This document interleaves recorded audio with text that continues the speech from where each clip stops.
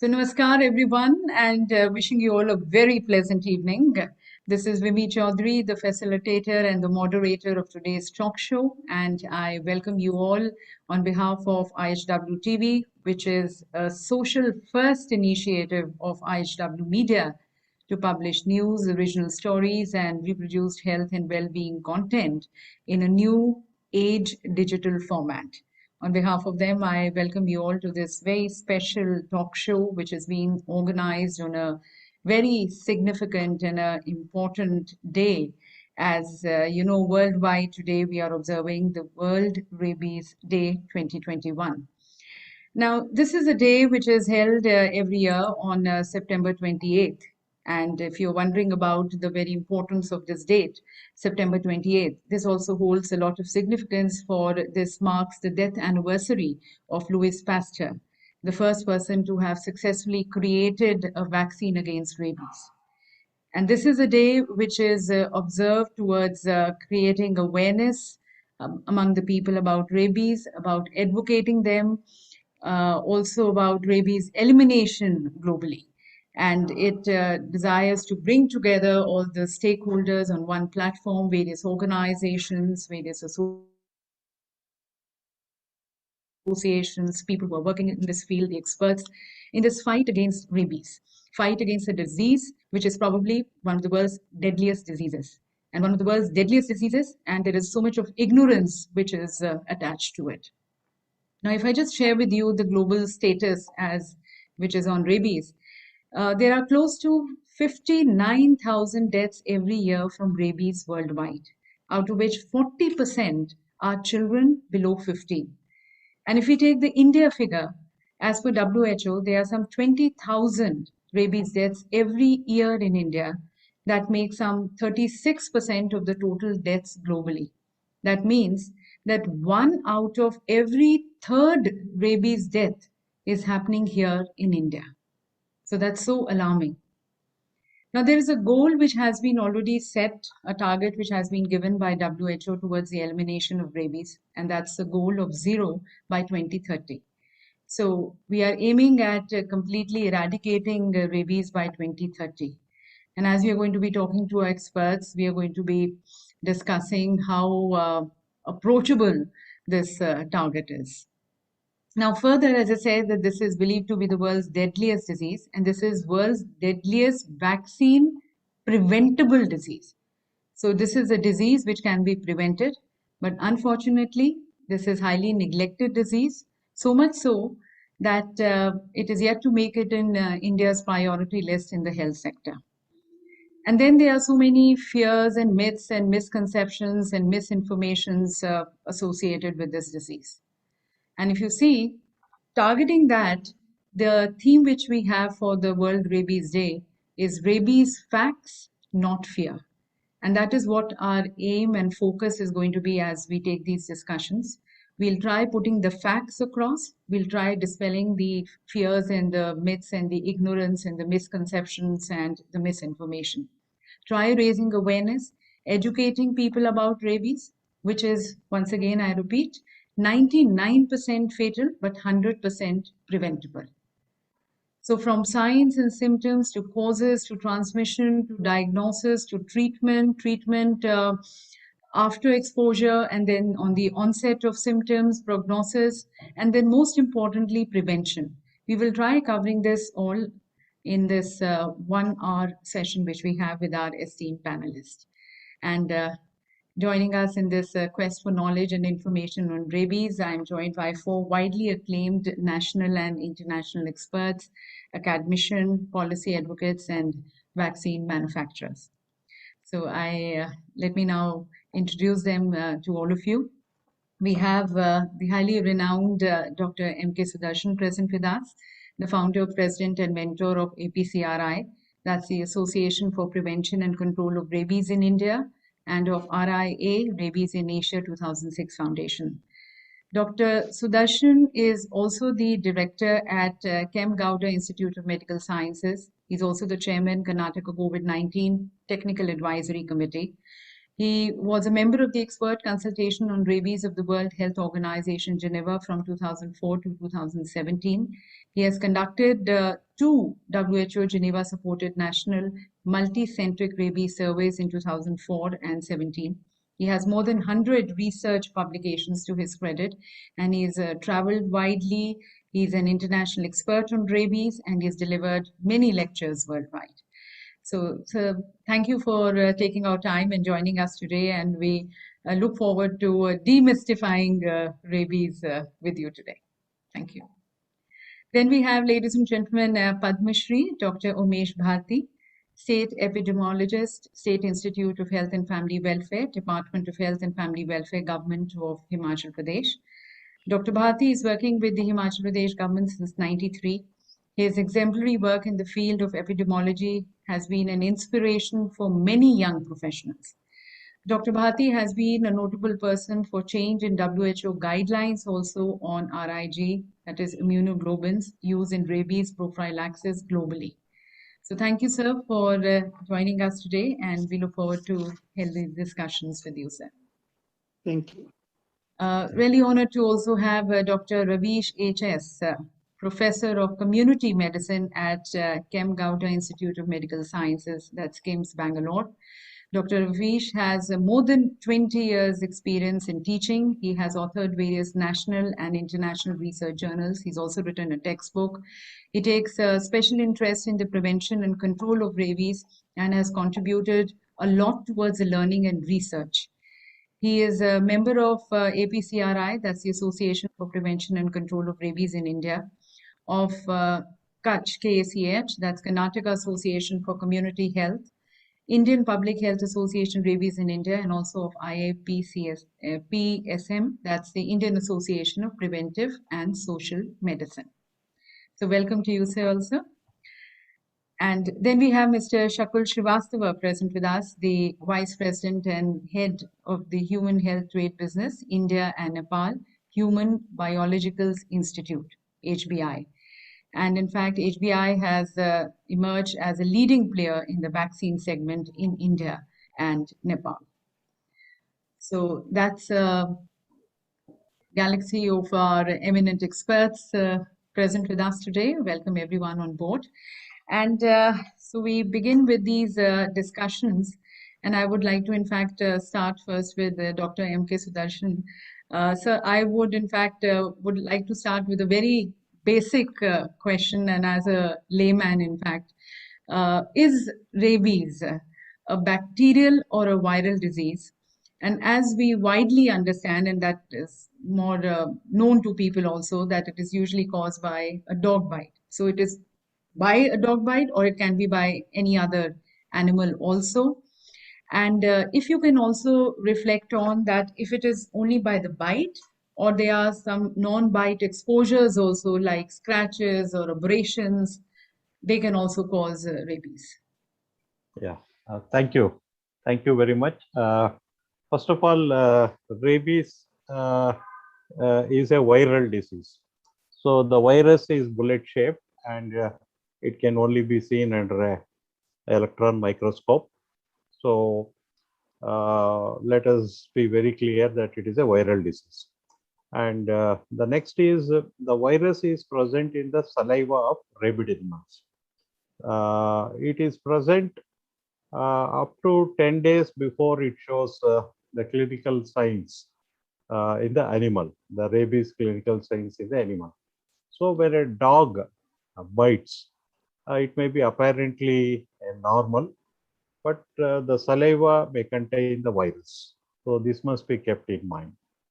And usually the animals which transmit rabies in India, let me be very focused, it is predominantly dog, 96%, and another 2% is cats, so 98, and remaining is by mongoose and other wild animals. And the mode of transmission exactly is as the virus is present in the saliva, it is mostly following the bite. Once the rabid animal with rabies signs are apparently healthy and incubating, and virus present in the saliva, once it bites, the saliva gets deposited in the wound. And if a proper first aid is not done, then the virus will move inside. I will come to that, or somebody will touch upon it later. So one is by the bite, next is by the scratch. Sometimes if persons have noticed, particularly the cats, they lick their paw frequently, and particularly after they drink milk or something, and they apply the saliva to clean the paw. So, and cat, they have a tendency to scratch, to hit with the paw. So a cat, rabid cat scratch is as good as a dog bite. So it is scratch, dog bite. Sometimes dogs may also lick the paw and scratch, or the bite itself may be just superficial and a scratch. The cat scratch, and sometimes what happens, there is a breach in the skin for various reasons. Miner's breach is due to scratch and all, or there may be a wound which has not been covered. And in case a apparently healthy but incubating and secreting the virus in the saliva, if it licks a raw wound, then even a lick could be as dangerous as a scratch. So, in summary, bite, scratch, and even a lick could be dangerous, and the treating physician should carefully evaluate the exposure, whether it is a bite, scratch, or a lick, and what is the risk. So, uh, with reference to the biting animal circumstances and all. So, I have covered all the queries raised by you, madam. Thank you. Thank you, sir. And can you, like, in the face value, identify that this dog or cat has rabies, Yeah, has that virus? yeah. See, the classical signs of rabies in a dog, let me focus on the dog, is it will have salivation, it will be irritated, and will be either aggressive and biting people, biting animals, or could be biting any object that comes in its way, could be wood, paper, or any other, even a chain, metal chain, and all. So it will start biting. That is the aggressive form, which is a predominant form. Up to 70% of the rabies in dogs is aggressive form. There is another form, what is known as dumb or paralytic, could be around 20 to 30%. And here the animal will have fever, and it will not be moving, and it will be avoiding the light and hiding in a corner, and slowly paralysis sets in. So even these animals, they are known as the dumb rabies.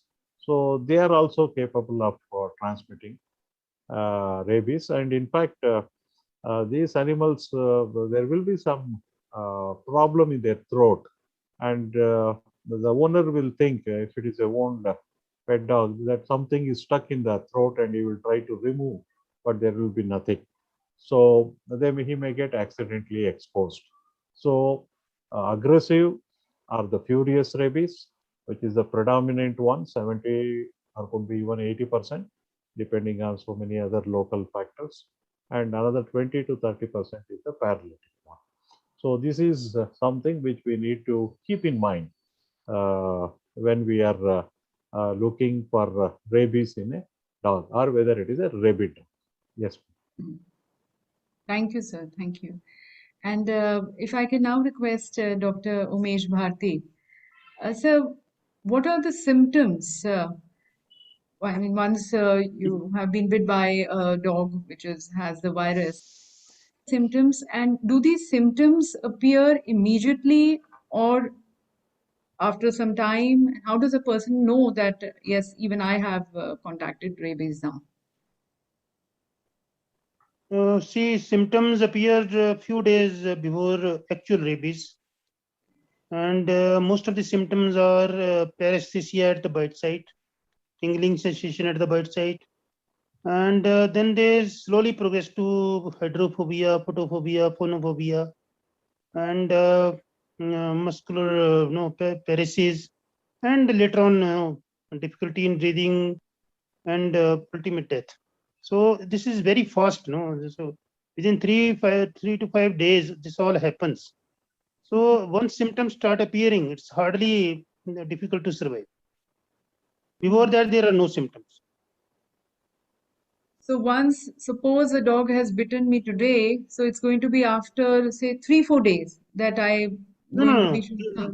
If somebody is bitten by a rabid dog, Yes, sir. and the symptom may appear from 5 days to anywhere between a year, sometime beyond a year.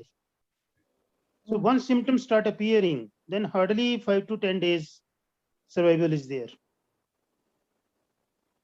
And that's the reason why it is called almost at 99% fatal. Yes. So once you have contacted and if you don't take any treatment, then death is almost imminent. Almost imminent. That's Yeah. now that's very alarming. And if I can just request Dr. Ravish now. So usually, the dog lovers and the pets and the pet lovers or the pet parents, they usually say that my dog is vaccinated. So can a human get rabies from a vaccinated dog? Yeah. Okay. Pet vaccination is to prevent rabies among pets or the animals, and not for the humans. Because the pets may be exposed to other animals and they may get infection. Similarly, if the vaccination storage is a problem, if the route of administration of anti-rabies vaccine, even for pets, if it is not correct, and if the immunogenicity in the pets is not proper, then there are chances of transmission of the disease.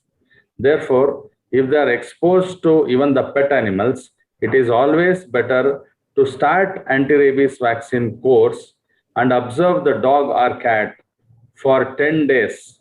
If the animal is alive and healthy for the entire course of 10 days, then they can stop the vaccine after 3 doses, that is 0, 3, and 7. Is that clear? Yes, sir. Yes, sir. And if I can now request Mr. Srivastava.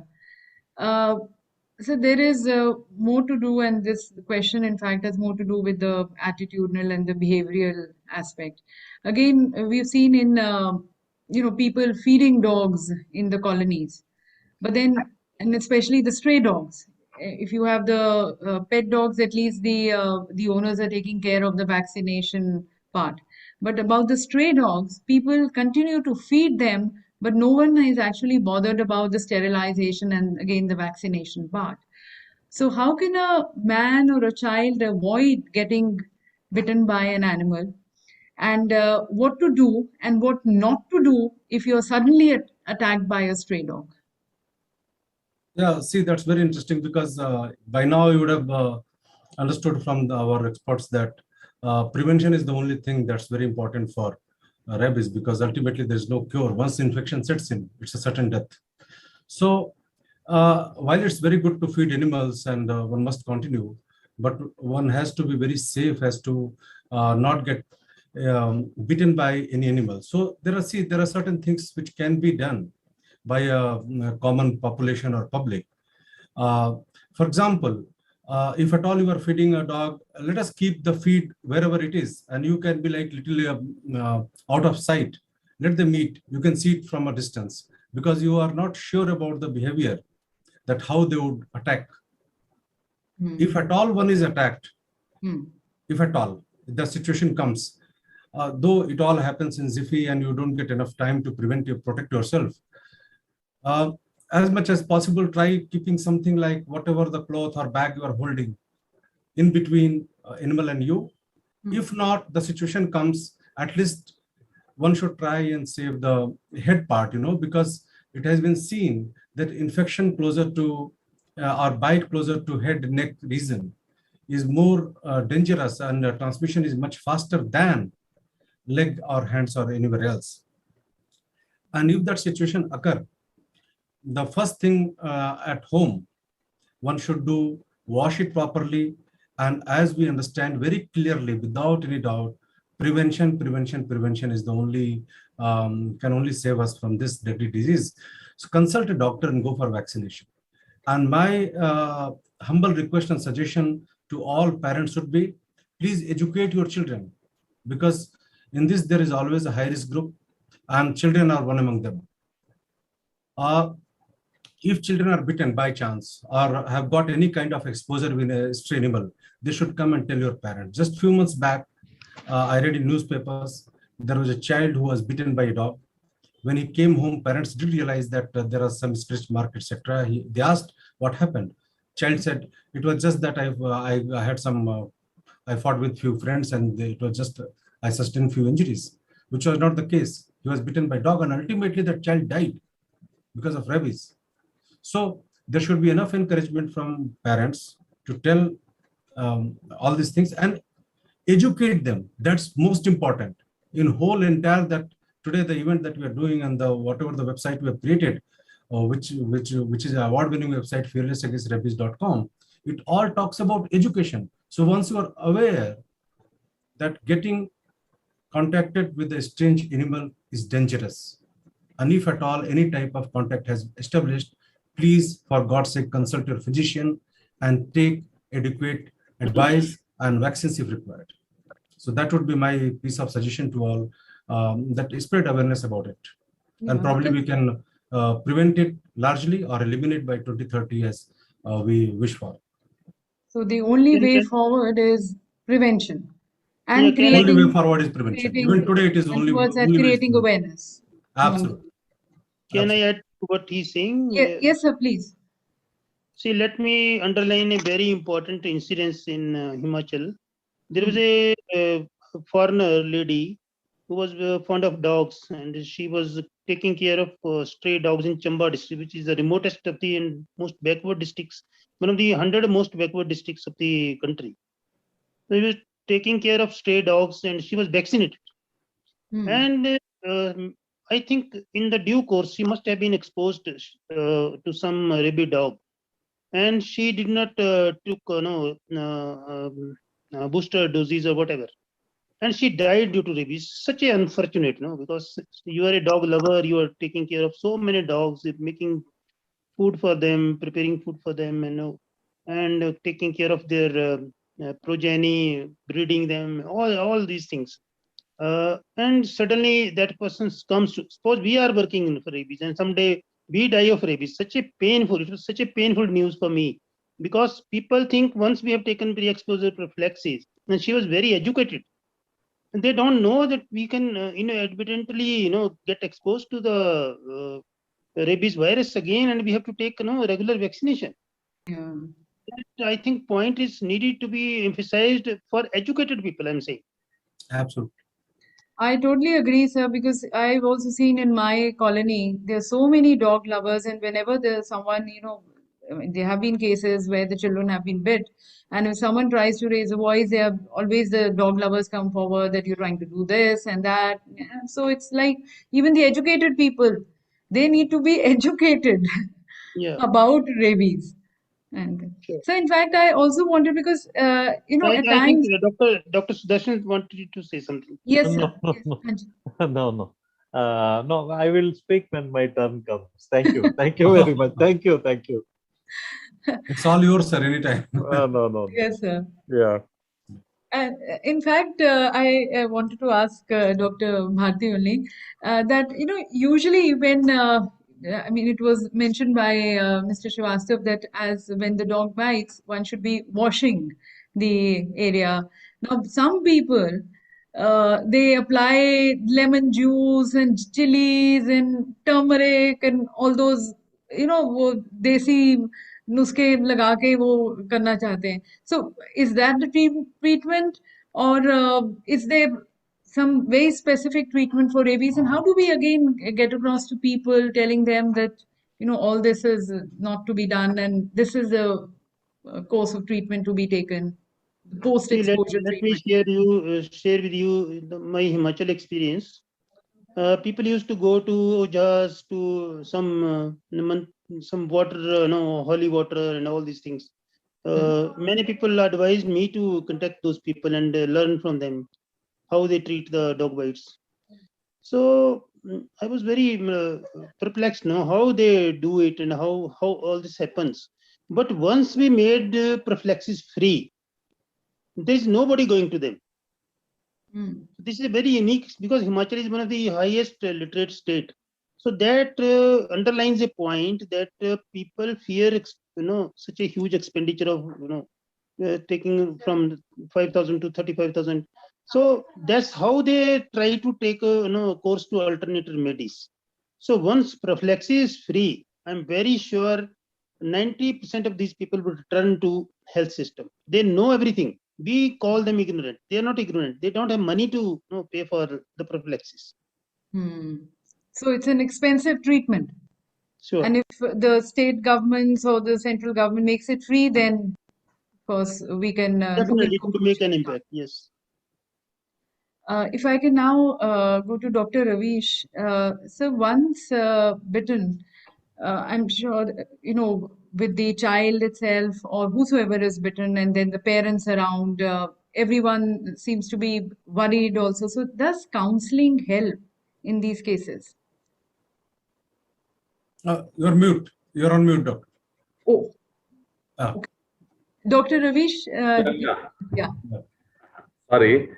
Definitely counseling helps, because once when there is an animal exposure, especially dog and cat, they will be apprehensive. What happens? Because most of them knows the disease is transmitted through animals is rabies, and they have to prevent them. Even smaller bites, scratches, category 1, 2, 3 bites, whatever it is there, we have to counsel them properly whenever they come to the healthcare setup. And we have to tell them 3 important things. First is they are supposed to give 3 steps of post-exposure prophylaxis. That is thorough wound wash with soap and water. The second thing is starting anti-rabies vaccination.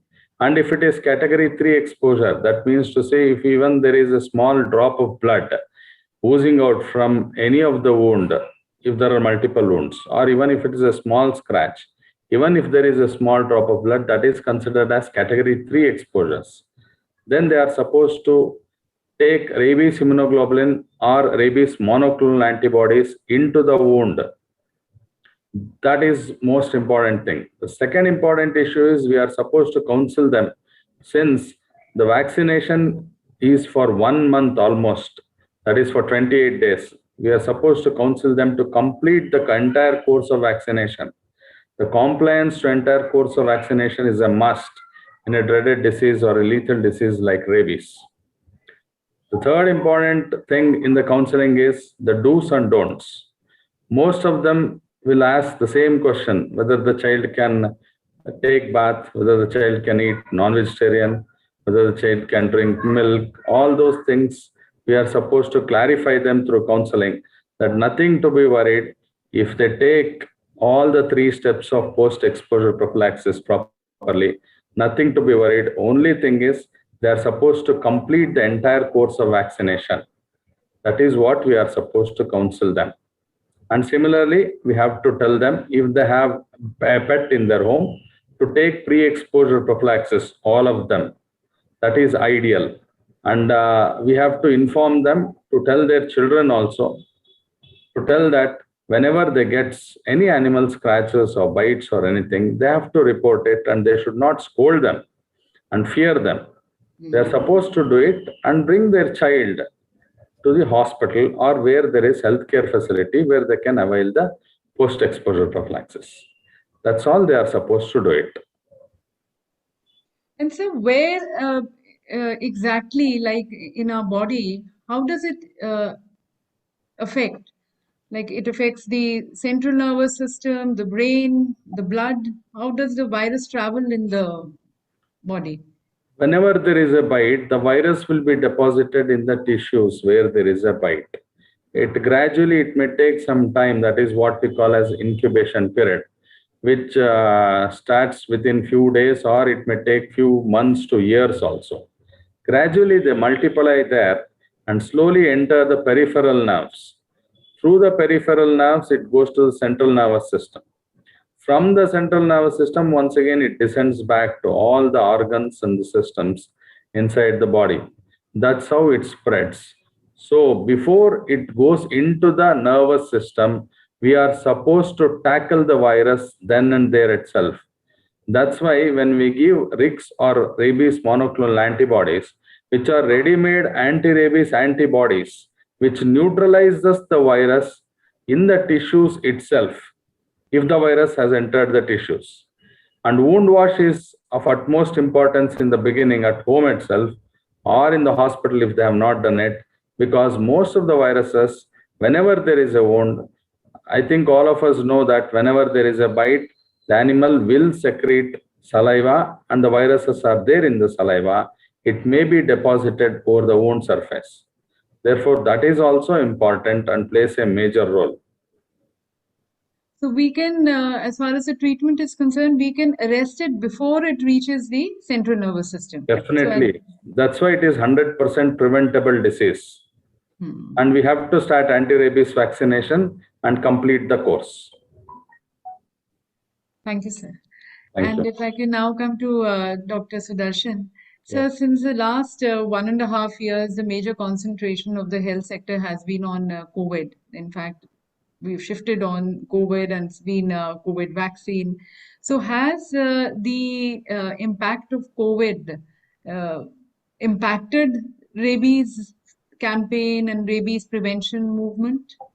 Do you see that? Yeah. Let me just tell from my experience of the last 1.5 years working both in the area of COVID containment for Government of Karnataka as the chairman of the Technical Advisory Committee. During the lockdowns, man doesn't get exposed to dogs. The bite incidence came down drastically.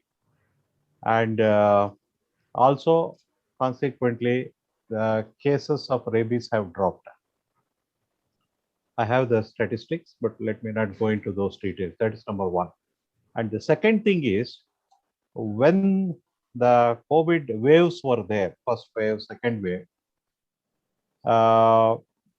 in some during some part of these waves, the persons were moving on the streets and they were getting bitten, but they were afraid to go to the hospital and take the treatment because of fear of COVID.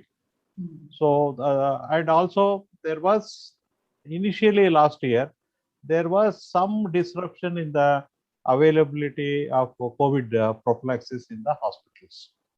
So all these things did affect, but in the ultimate analysis, the bites reduced, the cases also, incidentally, there is a small reduction in the cases.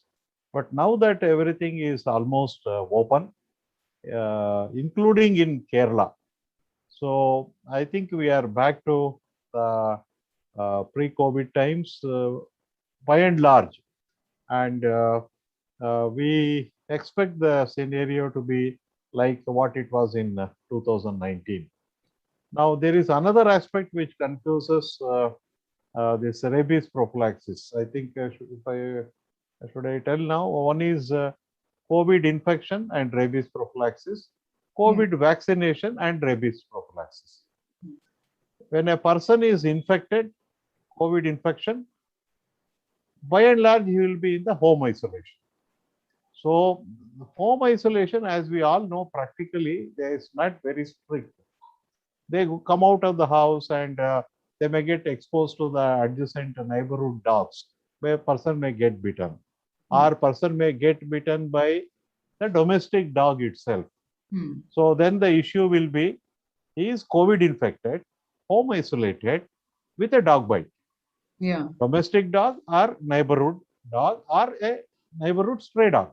So he has COVID also, and now he's bitten by the dog Now, also, and the yeah, yeah, danger of rabies also. yeah. Now the issue is delivering rabies prophylaxis to him, because initially in the first wave, the health workers were not ready to go anywhere near him. See, he has to be vaccinated at home, and rabies prophylaxis has to be given at home. So this was a problem, but the number of cases were very few, and ultimately, even those few cases got the rabies prophylaxis, and nothing serious happened. That is one. The next thing is people were taking COVID vaccination, and they were getting bitten by the dog. Okay, so now how to interface rabies prophylaxis with COVID vaccination? Rabies is practically 100% fatal. So whenever there is a doubt, there is nothing that prevents delivering rabies prophylaxis irrespective of the status of COVID vaccination. To give a practical illustration, a person has taken a COVID vaccination in a hospital and he is going home, he gets bitten. So immediately he has to be treated like any dog bite case. He has to be given the vaccine, rabies immunoglobulin if it is a category 3. Just because he is COVID vaccinated, that doesn't come in the way of delivering life-saving rabies prophylaxis. Okay, so this must be kept in mind, and we have come across one or two such cases. So that's why I'm explaining this. Yeah, please. Both treatments can continue Yeah. simultaneously. Yeah. But there is another dimension. There are some animal lovers who are taking this pre-exposure vaccination. So when it comes to that, if there is a ongoing wave, because now by and large there is a good progression of the second dose and a very good progression of the first dose of vaccination. So depending upon the COVID pandemic scenario, so pre-exposure rabies vaccination took a back seat, and COVID vaccination took a front seat because of the ongoing waves. Now that the two waves are, second wave is practically at a very low ebb, or almost not there in many states. Okay, it has subsided. So rabies pre-exposure vaccination can continue as per the plan, and it should not come in the way of even COVID vaccination. If somebody is due for a second dose of COVID vaccination, the person can take second dose of COVID vaccination, and if possible, the best way is give a 2-week interval between a COVID vaccination dose and a pre-exposure rabies vaccination dose. So that is to get the best out of both the doses of vaccination. So these are the guidelines. So there is a APCRA guideline on rabies prophylaxis during the COVID pandemic. It is available on the website of the APCRA. Thank you. Fine. Thank you so much, sir, on that. And now I would like to once again invite Mr. Srivastava. How has been the journey of Human Biologicals Institute and the role of HBI in the prevention of rabies in India? And as an organization, how are you bringing the impact in the life of people? Yeah, Vimi, thank you so much for asking this. And as in introduction, you mentioned that we have come as a leading player in India and Nepal. I'll be happy to share with you that we are the leading player, a global leading player. We supply to over 50 countries, animal and human vaccines. So it's not just confined to India and Nepal. And for the topic today that we are having, the anti-rabies vaccine, which we have Abhairab with the brand, we are the world's largest manufacturer of anti-rabies vaccine. This I take a lot of pride in mentioning so, because as we are marking the death anniversary of Sir Louis Pasteur, and he developed the first vaccine for rabies, and maybe some of audiences will recall in their childhood when anybody was bitten by a dog, there are 14 injections to be given around the navel. Okay, and even their parents used to scare them that if you are bitten or get friendly with them and you develop certain kind of scratch, etc., will be getting 14 injections during the navel, which was very painful, and frankly, that was scientifically very unsafe. And then we, on request of Government of India, we came in the front to manufacture this, and we developed India's first and world's second cell culture vaccine, which is very safe, and the 5 doses that we are talking. And we have been in this field for over 2 decades, over 20 years by now, as we speak. And the feed that we have, we manufacture at our more than one site, and we supply to more than 50 countries. And as I mentioned, we happen to be the global leader for rabies vaccine. Importantly, while playing our role, like last few years in India, there was a shortage of rabies vaccines. That is the type we had opportunity to jack up our production and supply to entire globe. And frankly, we could meet most of it. And we have various forms of rabies, for example, intramuscular, intradermal, with preservative, that is thimerosal, without preservative, so various kinds. At the same time, when I say that we take a lot of pride in saying that we are the global leader in the ARV segment, also this becoming a leader brings a lot of responsibility. So we are very conscious about what we do for the environment. And you'll be happy to know that earlier, every rabies pack, anti-rabies pack of vaccine was carrying one plastic tray, which was holding the vial, etc.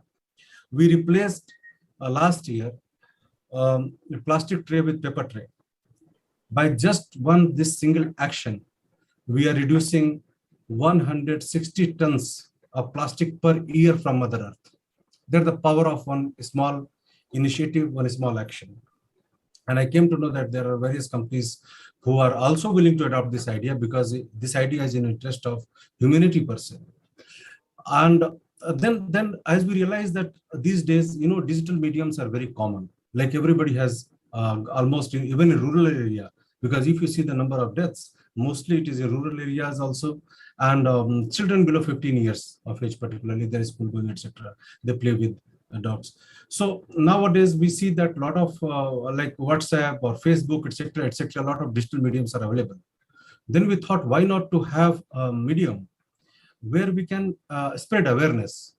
And the whole purpose of bringing our awareness site, fearlessagainstrabies.com, on 4th January last year, it was inaugurated, launched in Hyderabad. And I'm very happy it has got global viewership. It has got several experts speaking on the subject, several doctors. So we spread awareness that please, all these deaths can be, because it's 100% preventable.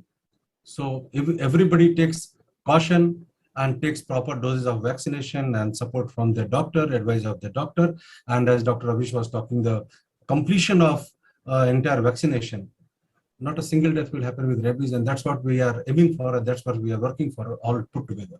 So if you see the project we have, educate, vaccinate, and eliminate. And as you rightly mentioned in the beginning, facts, not fear. So fact is, it's 100% preventable. So just go for prevention. It's not treatable. It cannot be cured. So just go for prevention and get in touch with the doctor and complete the vaccination is the advice. Also, I would, the one thing through this medium I would like to put across, because children in our society, they have a vaccination card, they get vaccination, various types of vaccination in their childhood. However, by nature, by practice, somehow the rabies vaccination is not part of that. However, they remain a high-risk group. If that can be included into that, or their pediatrician or the treating physician can advise on that, prophylactically, proactively, there's no harm in that. And you're working with the government on this, trying to work? This is a nice proposal that we try to put across forums, various forums, to include that if feasible, or at least in meantime, what we are doing, we are educating parents that please ask your doctor about it, because there is no harm in absolutely taking prophylactic vaccination. You But may as or it may was not get. mentioned that it is expensive. Is it expensive? It's not. Frankly, it's not, because if you go to government hospitals, it is free but post-bite, not prophylactically. It is, they won't be giving. That's what doctor was telling. If government makes it prophylactically free also, that will be good. So government hospitals, it is given free. Private, one has to take, and in prevention, you have to take just about 3 doses. It's not 5 prophylactically if it is being taken, which cost below 1,000. Entire course. Sukul, can I? Yes, sir, please. Yeah, please. See, you must have read a recent paper by NCDC for pre-exposure prophylaxis of high-risk children in the slums and streets. Yeah. So they have calculated the cost around high risk, around 1 crore rupees. I think with the 2 doses, it will further come down as recommended by WHO. Yes, true. So I think somehow, can you think of taking some responsibility or some funding for vaccine funding for NCDC or for these children? They have enumerated children city-wise. So maybe few cities, but I am not forcing you to know, whatever, Bangalore, maybe some Delhi, or maybe some metro cities. So please read, I don't know whether you've read that paper. So I think that is near expiry vaccine you can give. I would say something can be done. Doctor, I mean, you know that we are a very socially conscious company, and serving the society is our very important motto, and we do that. And of course, we'll take it, we'll discuss about this. And we are at the same time, we are partnered with several agencies for eradication of rabies we are trying to make rabies at least a district free or state free. At the moment, it is like Trivandrum we are working with to make it rabies free. So just creating a model type of district or state where there's no rabies. So all this, thanks for this good suggestion. Of course, we can very well evaluate that and what can be the possibility, feasibility, and modus operandi for that. And probably people who stand more vulnerable to it, probably they can be advocated more, and more awareness among them, and also the pre-vaccination can be done, pre-exposure Absolutely, but at the same time, see the class who can afford it. Particularly, let us say talk about the pet owners and all. So at least, as doctor was mentioning, it would be a good idea to vaccinate all the family members. Yeah. Especially the elderly and the children, I feel. Elderly and children, they themselves, okay. Even in my society, I see several kids playing with cats. Those are stray cats. Now, frankly, all parents are well educated, but somehow this awareness is not there that their children playing with cats could be dangerous, could be lethal. And they're not, neither the cat is vaccinated nor the child is. So where there is a affordability also, I do not find a trace of pre-exposure vaccination. So where I mean, it can be very easily done, and vaccines are freely available all across. You can just walk into any hospital and take it. And Dr. Ravish, are there any side effects of this pre-exposure rabies vaccination? Madam, most of the vaccines does not have much of side effects or severe adverse drug reactions. There may be few minor adverse drug reactions which are easily treatable with symptomatic treatment. So therefore, anti-rabies vaccines especially are one of the safest vaccines which are available. If we consider the advantages of anti-rabies vaccination, it is 100%. If you consider adverse drug reaction, it may be around 1 to 2 or 3% maximum. So that doesn't matter if it doesn't affect the health of the individual. So it is absolutely safe to go for anti-rabies vaccination either as pre-exposure prophylaxis or post-exposure prophylaxis. Fine, sir. Thank you. Thank you. If I can again go back to Dr. Sudarshan. So what is the current status of rabies in India? And we already have the target of 0 by 2030. So do you think that we are somewhere closer to pushing it? Or what's the present status? Yeah, the present status is we have a figure of 20,000 estimated human rabies deaths occurring every year. But this is a data that is as old as 2003-4 from a WHO APCRI National Multicentric Rabies Survey. In fact, I remember you said that during COVID it has fallen down, but then once now everything is coming back to normal again. No, let me just continue. See, that 20,000 is an outdated figure. Now, ICMR, National Institute of Epidemiology, they were to start a survey last year, but because of COVID pandemic, it got delayed. They are starting again, maybe soon, and maybe in another 6 to 10 months, this second burden survey, when it is done, we'll get a correct current figure. There is another million death survey where it was estimated around 12,700 this one it was a furious form of rabies. So, but that also is not accepted widely, but one of the figures that is available. So there is a reduction. Another expert guesstimate is around 5 to 6,000. So one thing is for sure, by looking at the data in the isolation hospitals where these human rabies cases ultimately land, and there has been a drastic reduction even in the pre-COVID period of the number of cases from 2005 to 2018 or so. And like in Bangalore city itself, 2018, 19 and 20, there were no human rabies cases reported. So the main question is, will we be able to achieve zero human rabies deaths, that is transmitted by dog, that is dog mediated human rabies deaths zero by 2030? Yes, it is possible.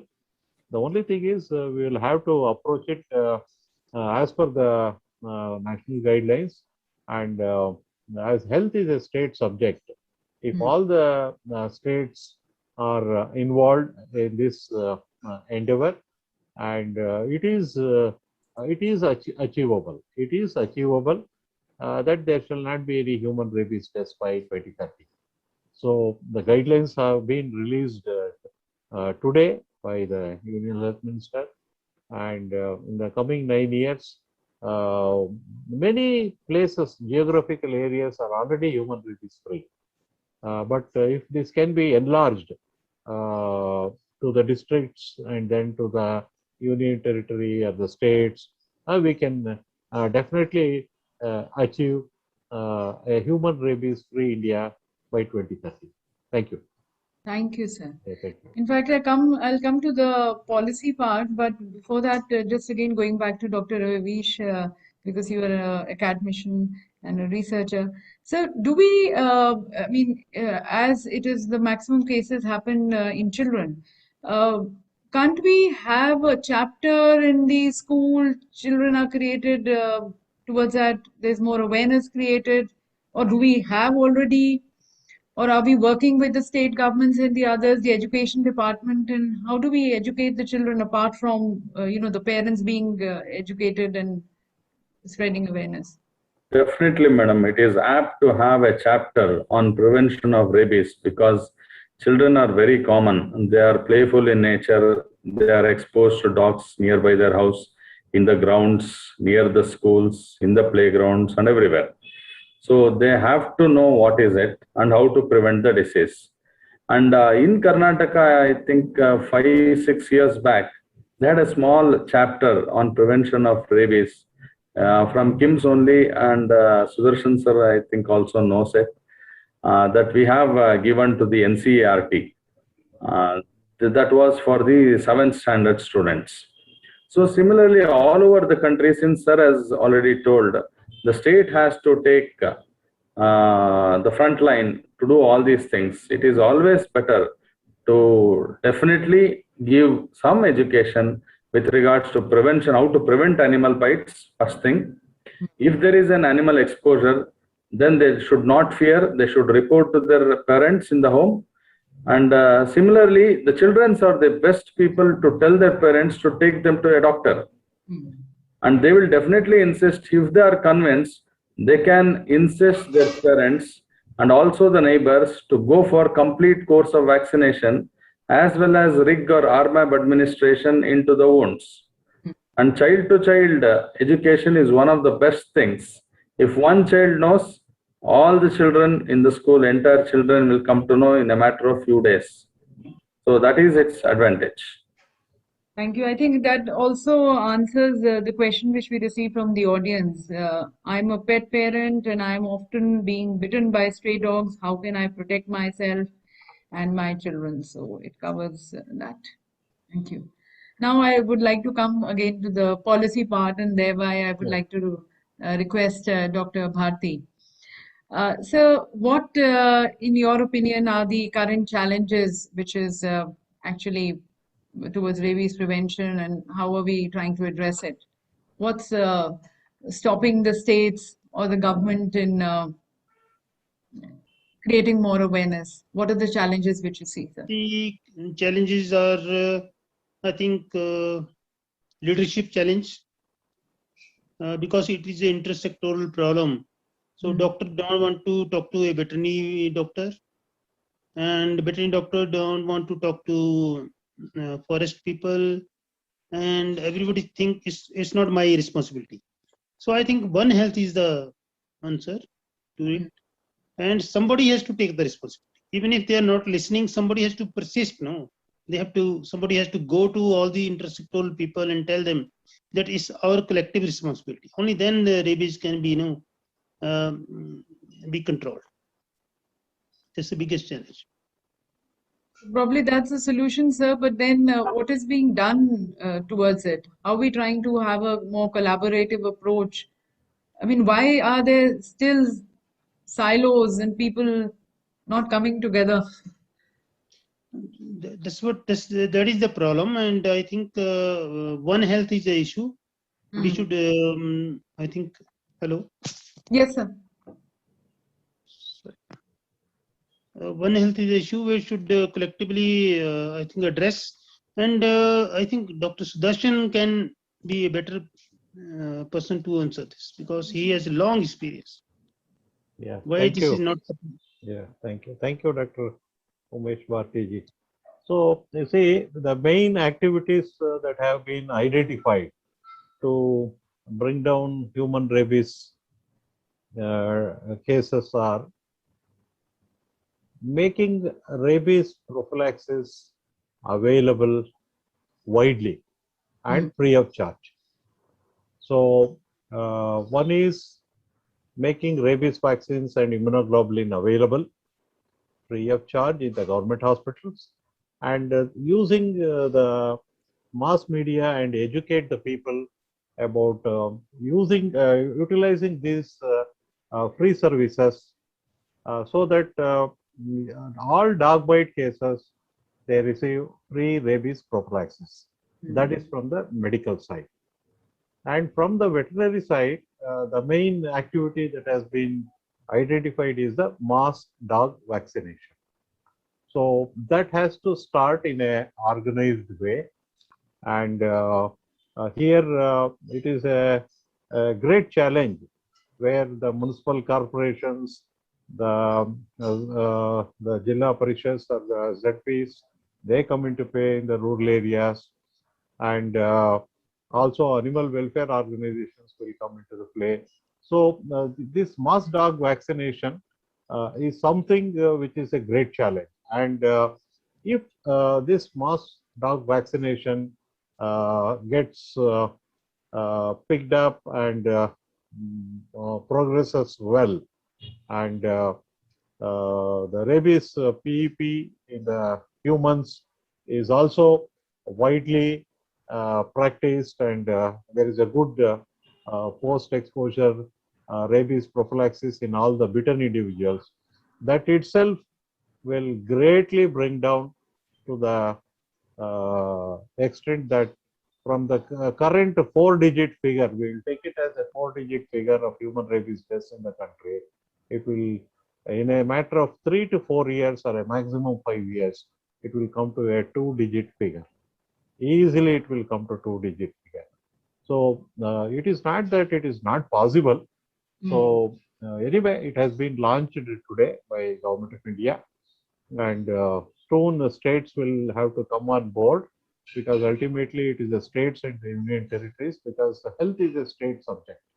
So the states and the union territories have to come on board, and soon, as this is a not done in isolation, it is a global mandate. It is a WHO mandate.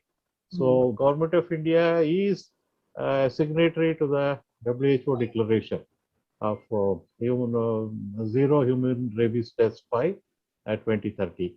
So this will happen, and we will have to pledge ourselves that we will work for it, and we will see that whether it is medical or veterinary, the necessary activities are done with full zeal, enthusiasm, and coverage. Thank you.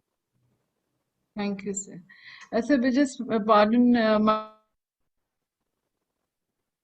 ignorance, but just thought, if a dog is rabies infected, and if the same dog bites another dog, so it gets transmitted from dog to dog, from animal to animal? Yes, yes, that is how. And then from animal That is to... how it is normally supposed to be. It is supposed to go from dog to dog only. It is primarily a disease of animals. But because man is close to dog, so when it doesn't get another dog or another animal, so it will bite the man which is closest to him.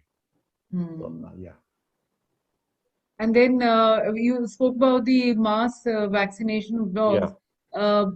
Even sterilization, usually they go, because I mean they're going to be having more babies and puppies and then passing on. Yeah, you see, normally there is some confusion about this animal birth control program. See, animal birth control program is to reduce the population of dogs. Here, both male and female dogs in certain proportion. I will not go into the details. In a specified territory with a specified target have to be sterilized, so that their propagation will come down, the number of dogs will come down, and supposed to be ultimately there has to be total control, or virtual dog population control has to take place. So ABC, animal birth control program, it is control, not rabies control program. In the process of sterilizing the animal, the opportunity is used to vaccinate the animal. A dose of rabies vaccination is given, and subsequently it has to be followed up by annual vaccination, which is a difficult task. So now the focus is on mass dog vaccination, because this animal birth control program started in 2001, almost 20 years, and it has not given the dividends. So it has not reduced the dog population in the areas where it has been implemented. There are some small stray successes, but ABC program should not be confused with a program for reducing dog rabies. It is for reducing dog population. So now the shift is from ABC program to mass dog vaccination. So when 70% of dogs in a particular geographical area, whether it is pet or stray, if they are vaccinated, the rabies transmission in the dogs will be interrupted. So once that is interrupted, there cannot be any spillover of the infection from the dogs to the humans. So that is what is known as source control of infection in the dogs.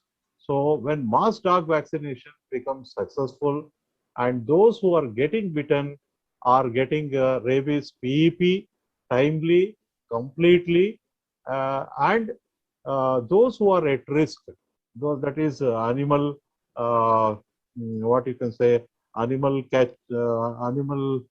caretakers and pet lovers, all of them, if they take a pre-exposure vaccination, then all these put together will greatly reduce the human rabies test. And we have missed one aspect in our discussion. It is intradermal rabies vaccination in the humans. So in many government hospitals, as a cost-saving measure, the same rabies vaccine that is given in the private intramuscularly, the same vaccine is given into the skin intradermally. So that virtually saves 1/5 of the volume of the rabies vaccine. So in many government hospitals, dog bite victims are getting intradermal rabies vaccination. So if some school vaccination, school children vaccination has to be planned, it could be intradermal rabies vaccination because it is cost effective. Of course, only parental consent is necessary, the school administration permission is necessary, then mass school children intradermal pre-exposure vaccination is also one of the approaches which can be considered in the due course of time. Thank you. Thank you so much, sir, for clearing this doubt. And Mr. Srivastava, would you like to add more on the vaccination program? See, one thing that you mentioned about having a chapter in various books, that's actually something has been in our mind, and we've been trying to work on that around. However, because of COVID struck and all, so there is no headway as of now, but I'm sure we'll succeed. So of course that would help. In meantime, we are trying to do as much possible, educating children, etc., through their school, its various digital events to spread awareness about prevention of rabies, and also various community events that we do, and we take help of a clinician basically to disseminate the information. And see, normally if a person is bitten by a dog, what they do. So I mean, the one normally in our practice we see, the chemist is the first consult point. They go and tell the chemist that this is what has happened, a pharmacist. So that guy has to be well educated to, divert this person for certain things which can be done at home, like washing of wound, etc., and then go to a doctor. And then one should not become judgmental that it's just a small scratch. It's not about a small or big scratch or big wound or a small wound. It's equally capable of inducing infection. So we are trying to educate those partners like pharmacists, various chemists, various distributors, various stakeholders, their voice, so that society at large can be more aware, and they go for prevention, they go for those vaccinations, if not in private, in government hospital. Either way, the aim is to protect and prevent and protect. Even if there is somebody in doubt, just the last thing I want to mention, even if somebody in doubt whether to go for vaccination or not, because it's a small wound or just a scratch or just a leak, our recommendation would be, please go for vaccination in that case, if there's a doubt, because Dr. Sudarshan very famously keeps on telling in every single forum that I have attended, it is always good to overtreat than undertreat in this case. So if there is any doubt whether it qualifies for vaccination or not, please go for it and take it. Nothing will happen. You will be protected, safe, and that's what will be my message to all. In fact, that was a learning for me also, as Dr. Sudarshan had mentioned. Even a scratch, usually, when when you're playing with your dog, your cat, little scratch you ignore. But then, koi bhi ghaav ya kuch bhi zara sa ho, one should be aware. And, Absolutely. So I think we have almost closer to the time, the closure. So the final word from all my panelists to the pet parents, to the dog lovers, to the community people, and also to the government. How do we go about towards achieving the target 0 by 2030? So if we can start from Dr. Sudarshan and then move on to the others. Yeah. Yes. To repeat once again, let us get started with the mass dog vaccination campaign and ensuring rabies biologicals, that is vaccine and immunoglobulin, available in all the government hospitals, and particularly the immunoglobulins, and the training of medical professionals in the correct use of rabies immunoglobulins, that is given in category 3. Because it has to be injected into the wounds, that many doctors need to be trained. So to start with, if these 2-3 things are made, I think we'll make a good beginning, and the rest of the things can follow as per the national action plan. Thank you. Thank you, sir. So that goes more for the government and the service providers, the healthcare workers. Moving to Dr. Umesh Bharti. I would say free prophylaxis is the key. We have seen in Himachal how the death rate came from 35 to 0, almost 1 or 2. Free prophylaxis is the key. And just to, before winding up, let us listen some song from Sakpur. That's my recommendation. We'll do that, Doctor, some other day in some other forum. Because Mimi has the timeline she has given for 30. I think we've already shot. Okay, if I can request Dr. Ravish, more for the pet owners and the parents, community people, more about the community people. I feel, they have to be created more awareness, because they are the people, half the community agrees for this vaccination, half are, so they're always on loggerheads. The most important thing for the community is the community awareness. So we have to create awareness starting from the school level, which is of utmost importance, which we have already discussed, to the community level awareness, especially wherever the people conglomerate. Then definitely that is the place where we can create some awareness, especially near the temples, near other religious places, and even the healthcare centers, Anganwadis. All the places are the good place to create this awareness and to display the simple things of prevention. One is preventing dog bites, the other one is correct post-exposure prophylaxis, and the third one is complete course of vaccination, because this is not a single dose. They have to take 5 doses. And similarly, we have to create awareness among doctors also. Because many times in the rural areas and in the villages up to taluka level, many of the doctors who are practicing are non-allopathic. For them also it is very important. They have to know they have to give all 5 doses of vaccine, including RIGs. So that is what we are supposed to create awareness. Once we create awareness in the community, they will only demand and take it from the doctors. So community awareness is of utmost importance, and children play a major role. Whatever the children tells, consistently, definitely parents will listen. So that is the key thing which we are supposed to do it. Thank you, sir. And now Mr. Srivastav. Yeah, thank you so much for all this. And I would just like to reiterate the slogan that we have: facts, not fears, and educate, vaccinate, and eliminate. And if you see the testimony of our efforts is this program in itself.